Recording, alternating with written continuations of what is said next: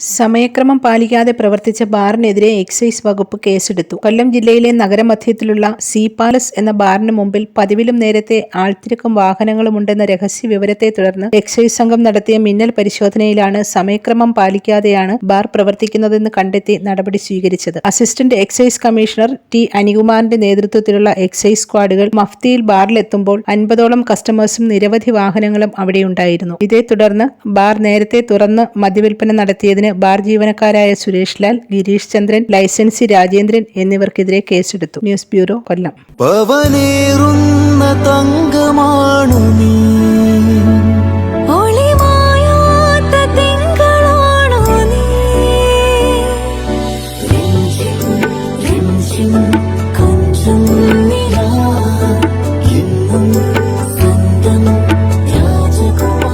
Be a Rajakumari. Rajakumari Gold and Diamonds. The trust of Travancore. Rajakumari.